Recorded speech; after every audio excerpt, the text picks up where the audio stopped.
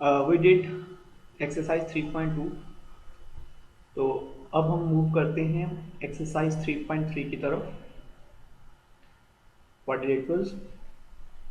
इस एक्सरसाइज के लिए जो प्री रिक्वाइसाइड नॉलेज आपको चाहिए वो ऑलरेडी आपके पास है, बिकॉज हमने जब ये चैप्टर स्टार्ट किया था तभी मैंने आपको एक फ्लो चार्ट बनवाया था। तो उसी फ्लो चार्ट से ही ये सारा का सारा आपका एक्सरसाइज हो जाएगा। फिर भी हम क्वेश्चंस के साथ साथ रिवीजन उन प्रॉपर्टीज़ की, उन क्वाड्रिलेटर्स की करते रहेंगे। So first question is given a parallelogram A B C D. आपको एक A B C D parallelogram दिया हुआ है। Complete each statement along with the definition और द प्रॉपर्टी यूज्ड। तो हमें कुछ स्टेटमेंट दिए हैं, फिल इन द ब्लैंक्स हैं, उनको फुल करना है, कंप्लीट करना है और साथ में बताना कि कौन सी प्रॉपर्टी आप यूज़ कर रहे हो। First one is A D is equal to, देखिए ए डी एक साइड है और एक पैरेललोग्राम है। तो मुझे पता है कि opposite sides of parallelogram are equal. ठीक है, पैरेललोग्राम की ऑपोजिट साइड पैरेलल भी होती हैं और इक्वल भी होती हैं। तो इसलिए मैं यहाँ पे क्या लिखूंगा, A D is equal to B C. और इसका रीज़न क्या आएगा, opposite sides of parallelogram. Parallelogram को लिखने का एक इजी मेथड है, पैरेलल लाइंस डाल के आगे जीएम डाल के जाए। Okay, opposite sides of parallelogram are equal.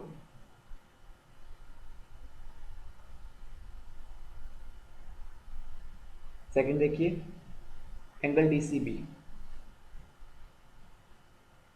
Angle DCB जो है, ये वाले एंगल की बात कर रहे हैं, ये किसके इक्वल होगा, ये इक्वल होगा एंगल डीएबी के। क्यों, क्योंकि opposite angles of parallelogram are also equal. Angle DAB और इसका क्या लिखेंगे, opposite angles of parallelogram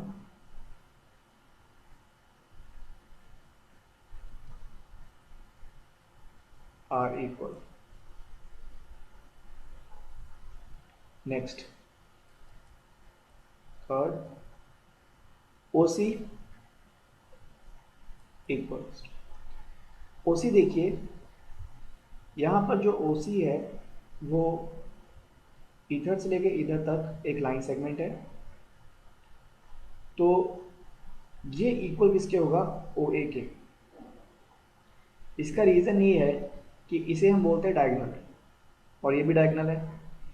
parallelogram के डायगोनल एक दूसरे को बाइसेक्ट करते हैं, मतलब एक दूसरे को आधा आधा बांट देते हैं। तो इस डायगोनल ने क्या किया, इस तलवार, इसको आप as a sword, as a तलवार समझो कि इस तलवार ने क्या किया, इसको आधे आधे में बांट दिया। मतलब इन केस अगर ये 8 है तो ये भी 4 होगा और ये भी 4 होगा। अगर ये 10 है तो ये भी 5 होगा और ये भी 5 होगा। ओके, तो ये भी आधा आधा हो जाता है और ये भी आधा आधा हो जाता है। तो ओ सी किसके इक्वल आएगा, ओ सी इक्वल आएगा ओ ए के। Okay, next fourth part, measure of angle DAB. This M means measure, measure मतलब measurement, measurement of angle DAB plus measurement of angle CDA equals। अब देखिए DAB क्या है, ये पूरा DAB था और CDA ये रहा। इन दोनों को प्लस कर देंगे अगर एंगल्स को, तो क्या बनेगा। तो इसको मैं थोड़ा सा साइड पे बना रहा हूँ ताकि आपको क्लियर हो जाए। यहाँ बना देता हूँ। आपको याद होगा लास्ट ईयर आपने पैरेलल लाइंस के बारे में पढ़ा है। तो ये दोनों पैरेलल लाइंस हैं और इसे हम क्या बोलते थे, शायद आपको याद हो, दिस वाज कॉल्ड ट्रांसवर्सल। तो ट्रांसवर्सल जो होती थी, ये एंगल जो हैं इन्हें बोलते थे हम interior angles on the same side of supplementary, on the same side of transversal और सप्लीमेंट्री। तो ये आपके इंटीरियर एंगल्स हैं on the same side of transversal तो ये आपस में क्या होते थे, सप्लीमेंट्री एंगल्स, मतलब दोनों को प्लस करके कितना आता था, 180 डिग्री। और ये आपका, मैंने आपको बताया था इंटीरियर क्यों है, क्योंकि आप इसको बर्गर की तरह इमेजिन करो, है ना।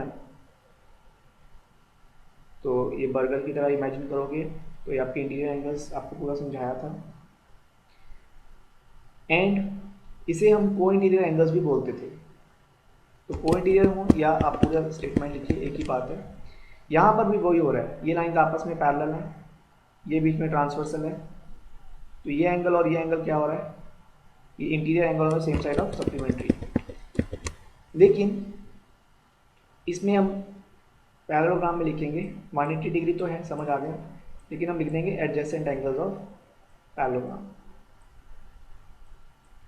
Adjacent angles of parallelogram.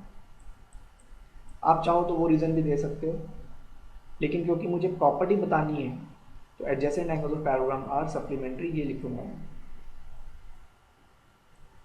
Supplementary का मतलब 180 डिग्री होता है उनका सम, और एडजेसेंट का मतलब क्या, साथ साथ वाले, मतलब ये एंगल और ये एंगल ये भी सप्लीमेंट्री होंगे, ये एंगल और ये एंगल भी सप्लीमेंट्री होंगे। ओके, क्योंकि एडजेसेंट एंगल्स भी हमने लास्ट ईयर पढ़े थे जिनकी कॉमन नाम हो। ओके, तो वही है ये। सिमिलरली ये एंगल और ये एंगल भी आपस में सप्लीमेंट्री होंगे, मतलब कोई भी दो साथ वाले एंगल जो हैं उनका सम 180 होता है किसी parallelogram. So I think this question is clear. Now let's move on to the next question. तो नेक्स्ट क्वेश्चन जो है आपका, इसमें हमें फिगर्स दी हुई हैं और हमें अननोन्स की वैल्यू निकालनी है यूजिंग प्रॉपर्टीज। तो let's start with the first part.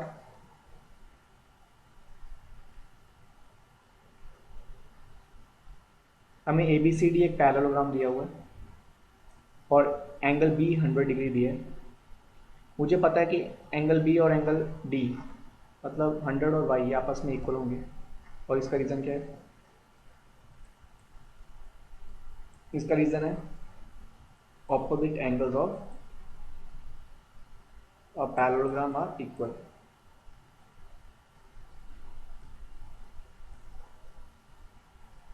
Okay, next अब आइए y और z पे।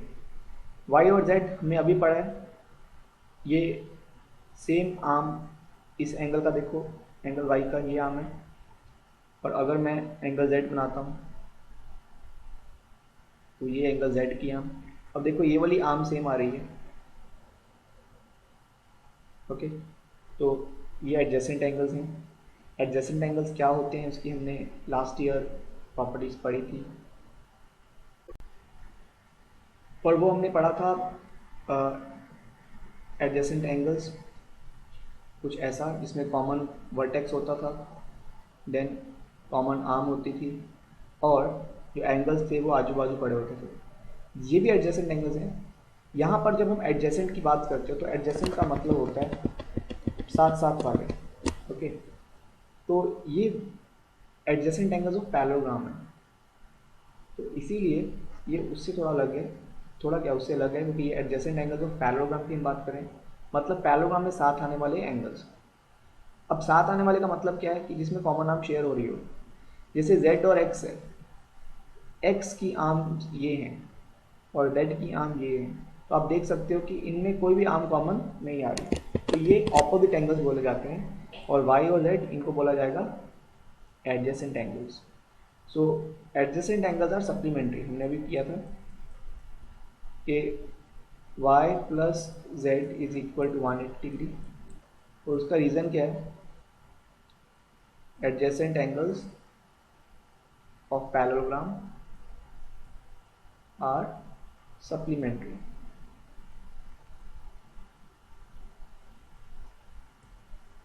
तो y हमारा 100 है, 100 plus z is equal to 180 degree, तो z क्या आ जाएगा, 80 डिग्री। ओके, तो ये 80 आ गया। वो कैसा है, 180 में से 100 माइनस करते हैं। Now next we have to find x, तो x के लिए मैं इधर कर देता हूँ, यहाँ पे स्पेस है मेरे पास। x देखिए, I can easily write x is equal to z। उसका रीज़न आपको पता है, तो x is equal to z है तो z कितना आ जाएगा, सॉरी x कितना आ जाएगा, z के इक्वल, z अभी हमने निकाला है 80 डिग्री, तो x आ गया 80 डिग्री। और रीज़न इसका जरूर देना है वो क्या है, opposite angles of parallelogram are equal. यही वाला रीज़न आप यहाँ लिखोगे, ऑपोजिट एंगल्स ऑफ पैरेललोग्राम।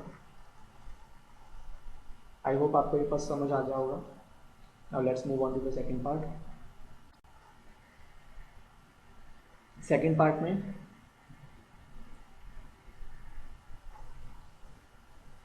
ये 50 डिग्री है, ये y, ये x और z हमें तीनों निकालनी है, x y z तीनों। तो अगेन आप देखिए ये 50 और ये x, ये दोनों क्या हैं, एडजेसेंट एंगल्स ऑफ पैरेललोग्राम। मैं लिख सकता हूँ x plus 50 degree is equal to 180 degree even adjacent angles of parallelogram. तो यहाँ से x की वैल्यू क्या आ जाएगी, 180 minus 50 degree, that is 130 degree. Okay, next ये x और y ये दोनों आपस में ऑपोजिट एंगल्स हैं, तो ऑपोजिट एंगल ऑफ पैरेललोग्राम वो भी इक्वल होता है, तो x और y दोनों क्या हो जाएंगे 130 के इक्वल, क्योंकि x 130 के इक्वल था। तो यहाँ पे रीजन लिखेंगे opposite angles of parallelogram. Opposite मतलब ओ डबल पी लिखा है मैंने शॉर्ट में, एंगल्स के लिए एंगल का सिंबल डाल के एस लगा दिया, ठीक है। एंड पैरेललोग्राम मैंने आपको बताया ऐसे लिखा जा सकता है। अब आते हैं जेड पे। जेड को हम कई मेथड से निकाल सकते हैं। सबसे पहले देखिए ये पैरेललोग्राम है, मतलब ये दोनों साइड्स पैरेलल है। पैरेलल के लिए मैंने आपको बताया था कि हम ऐसे एरोस का यूज़ करते हैं। अगर ये पैरेलल है तो ये फॉर्मेशन कब बनती है, आपको याद होगा लास्ट ईयर हमने पैरेलल लाइंस में एंगल पढ़े थे। हमने रफली किया था कि जब एफ की फॉर्मेशन बने उल्टा सीधा, जैसे कि एफ बनता है तो वो कॉरस्पॉन्डिंग एंगल्स होते हैं, और जब जेड उल्टा पुल्टा बने जैसे भी तो वो ऑल्टरनेट एंगल्स होते हैं। तो यहाँ पे एफ की फॉर्मेशन बन रही है, ठीक है। कॉरस्पॉन्डिंग सिचुएशन में दोनों एंगल्स हैं, तो एक्स और जेड क्या होंगे कॉरस्पॉन्डिंग एंगल्स। तो x is equal to z, ये भी 130, तो इसका रीजन क्या होगा, कॉरस्पॉन्डिंग एंगल्स। जब भी हम कॉरस्पॉन्डिंग या ऑल्टरनेट एंगल्स लिखते हैं या कोइंसिडेंट एंगल्स लिखते हैं तो हमें मेंशन करना पड़ता है कि हम कौन सी साइड्स पैरेलल ले रहे हैं। पर यहाँ पे पैरेललोग्राम दिया ही हुआ है, ओके, तो हमें ज़रूरत नहीं है। अगर आपको लिखना है तो you have to give these vertices a name, तो आपको ए बी सी डी या कुछ नाम देके फिर मेंशन करना पड़ेगा कि since A B is parallel to C D and so on. लेकिन ऐसा भी करेंगे तो आपके मार्क्स डिडक्ट नहीं किए जाएंगे। Let's move on to the third part. Third part में आपको पैरेललोग्राम फिर से दिया हुआ है। ये सब पैरेललोग्राम है क्योंकि ऊपर क्वेश्चन में लिखा हुआ है। हमें एक्स वाई जेड निकालना है एज यूजुअल। ये हमें पता है कि ये वाला जो सिंबल है ये 90 डिग्री का होता है और ये दोनों आपस में इक्वल होंगे। क्यों, किसके मन में आ गया आंसर, जिनके आ गया that's very good. These are equal because of vertically opposite angles, okay. तो ये हमारा x आ गया 90 डिग्री। अब बात करते हैं इस ट्राइंगल की। इस ट्राइंगल में मुझे दो एंगल पता है, एक 90 डिग्री और एक 30 डिग्री गिवन था। तो मुझे पता है कि अगर हमें किसी ट्राइंगल में दो एंगल्स दिए हों तो तीसरा निकाला जा सकता है very easily. So I can write 90 degree plus 30 degree plus y is equal to किसके होना चाहिए, 180 डिग्री के। और ये हमने क्या किया था अभी लास्ट एक्सरसाइज में किया था, bye angle sum property of triangle, okay. ये ट्राइंगल का सिंबल है अब देखिए 90 प्लस 30 इज़ 120, तो 120 plus x sorry plus y is equal to 180, और वाई की वैल्यू क्या आ जाएगी फिर 180 degree minus 120 degree which is 60 degree. अब x भी आ गया, y भी आ गया, let's move on to z। अब देखिए y और z ये कौन सी फॉर्मेशन बना रहे हैं, इस फॉर्मेशन को आप z फॉर्मेशन बोल सकते हो ना, yes this is z formation. तो z फॉर्मेशन होती है तो कौन से एंगल्स होते हैं, ऑल्टरनेट एंगल्स। तो I can write y is equal to z is equal to how much, y was 60 degree, so y is equal to z is equal to 60 degree, and this is because of alternate interior angles। Okay, अब मैंने 3 parts लिख के दिखा दिए हैं, तो बाकी के 2 पार्ट्स मैं डिस्कस कर लेता हूँ, आप इसको खुद लिखिएगा। तो doing fourth part, discussing fourth part, ये 80 है तो y भी क्या होना चाहिए 80, reason being opposite angles of parallelogram are equal.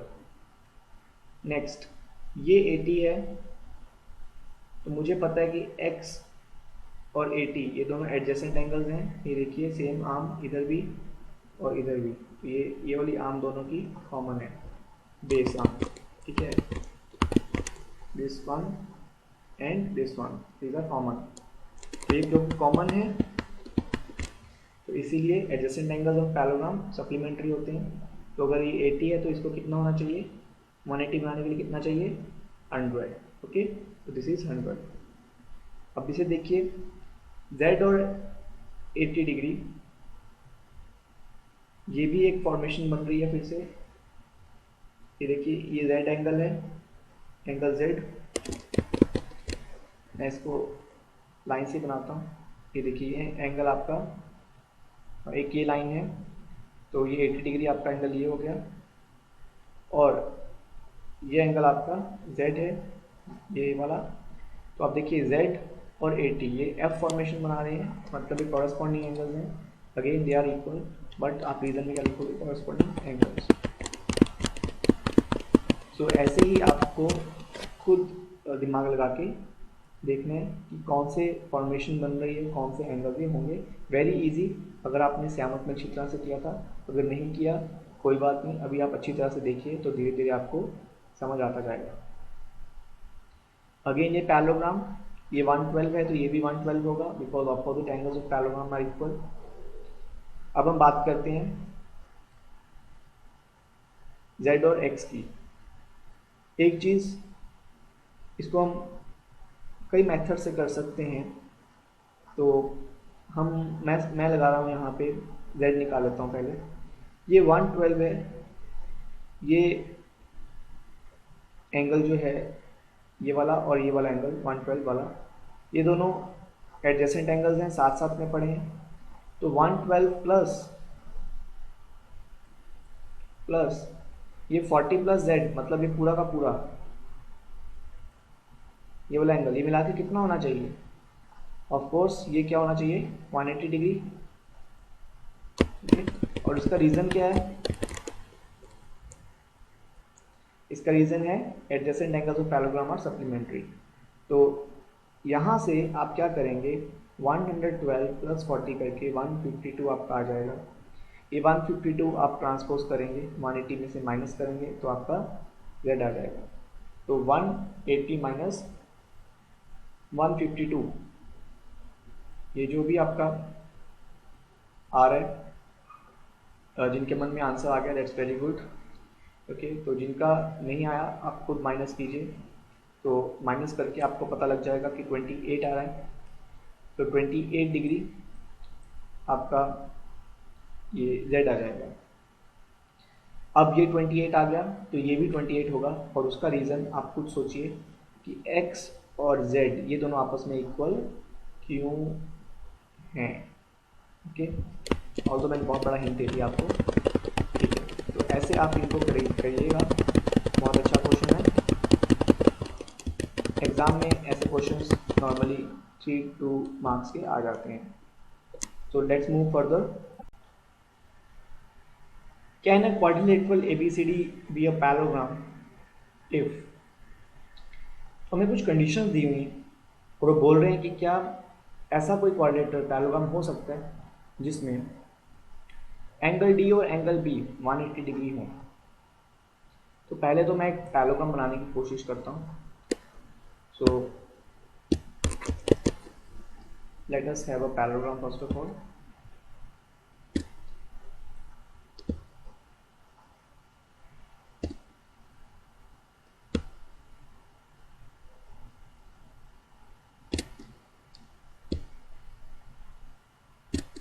तो ये पैराग्राम है हमारे पास, इसकी नेमिंग कर देते हैं।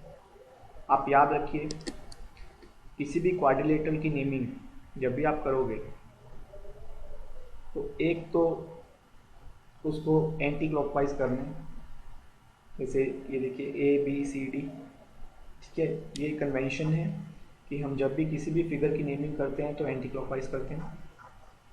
दूसरा, ये कंटिन्यूस होना चाहिए। जैसे ABCD, आप किसी पैराग्राम को ऐसे नेमिंग नहीं कर सकते, मतलब ABCD ऐसे जिगजैग नहीं बन सकता। इट शुड बी इधर ABCD ऐसा होना चाहिए, या फिर it should be like ABCD ऐसा, लेकिन हम एंटी क्लॉकवाइज ही करेंगे। तो आपका ये C इधर आएगा और D इधर आएगा। ओके, तो ऐसे ही मैं यहाँ पे लिखा है। ओके, अब क्वेश्चन देखते हैं। वो कह रहे हैं कि D और B 180 हो। अब देखिए, ये रहा D, ये रहा B।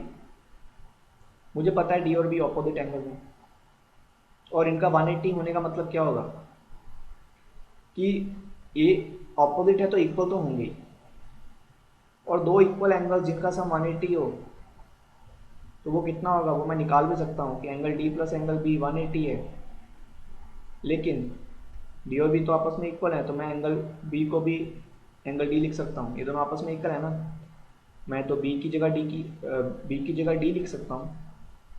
तो ये आपका बन जाएगा 2 टाइम्स एंगल D 180, तो एंगल D कितना हो जाएगा 180 अपॉन 2 दैट इज 90 डिग्री। आप वैसे भी इसको सोच सकते हैं कि दो एंगल जो इक्वल है जिनका सम 180 है वो कौन से होंगे, 90-90। तो अगर ये 90 बन जाता है तो आप खुद सोचिए ये कुछ इस तरह का बन जाएगा,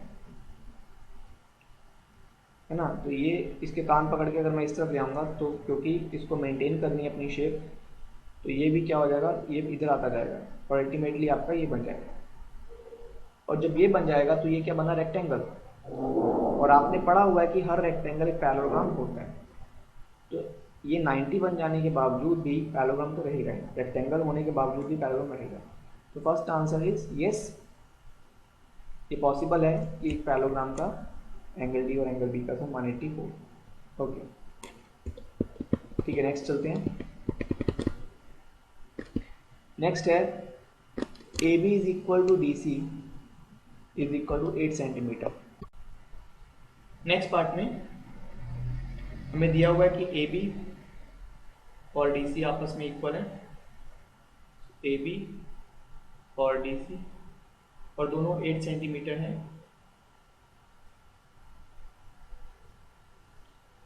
AD दिया हुआ है 4 सेंटीमीटर और BC दिया हुआ है 4.4। तो क्या ये क्वाड्रिलेटरल पैरेललोग्राम हो सकता है? Very clearly no. क्यों? क्योंकि पैरेललोग्राम की ऑपोजिट साइड आपस में इक्वल रहती हैं। तो हमें यहाँ दिख रहा है कि ये दोनों तो इक्वल हैं, तो ये दोनों इक्वल हैं, लेकिन ये दोनों आपस में इक्वल नहीं है, तो ये पैरेललोग्राम नहीं हो सकता। लास्ट पार्ट, एंगल A 70 दिया हुआ है, हालांकि ये ऑब्ट्यूज लग रहा है, लेकिन फॉर द टाइम बिंग इसको मान लेते हैं कि 70 है। और एंगल सी दिया 65, तो ये भी नहीं हो सकता क्योंकि पैरेललोग्राम के ऑपोजिट एंगल्स भी क्या रहते हैं, इक्वल। तो ए और सी के ऑपोजिट एंगल्स हैं तो इक्वल होना ही चाहिए। यहाँ पे ऐसा नहीं दिया हुआ तो ये भी पैरेललोग्राम नहीं हो सकता। सिर्फ फर्स्ट वाला जो है वो पैरेललोग्राम हो सकता था, ये वाला नहीं हो सकते। लास्ट क्वेश्चन है जो आज हम डिस्कस करेंगे। Draw a rough figure of a quadrilateral that is not a parallelogram but has exactly two opposite angles of equal measure. हमने रफ फिगर बनानी है एक ऐसे क्वाड्रिलेटरल की जो पैरेललोग्राम ना हो, लेकिन उसके एग्जैक्टली दो ऑपोजिट एंगल्स इक्वल मेजर के हों। तो आप याद कीजिए कि जब हमने फ्लो चार्ट बनाया था तो ट्रेपेजियम के बाद जितने भी क्वाड्रिलेटरल थे, पैरेललोग्राम, रोम्बस, रेक्टेंगल, स्क्वायर, वो सब पैरेललोग्राम तो थे। बस एक साइड में हमने एक क्वाड्रिलेटरल बनाया था जो कि पैरेललोग्राम नहीं था, जो कि रोम्बस तो था, सॉरी, जो पैरेललोग्राम नहीं था, तो वो था काइट। तो काइट कुछ इस तरह का होता है। मैं इसको लाइन से ही बनाता हूं।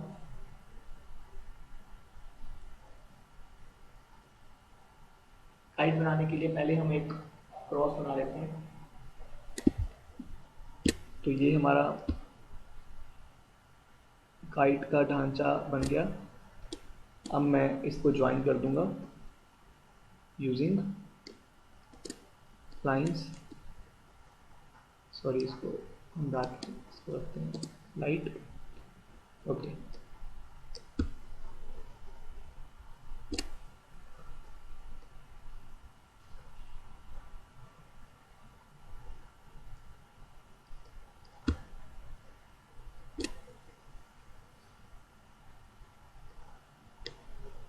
ओके। अब ये हो गया हमारा काइट।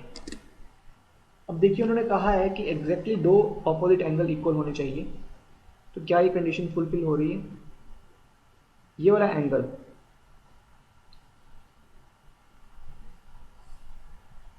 ये वाला एंगल और ये वाला एंगल, काइट में ये एंगल आपस में इक्वल होते हैं, तो ये ऑपोजिट एंगल हैं और ये इक्वल हैं।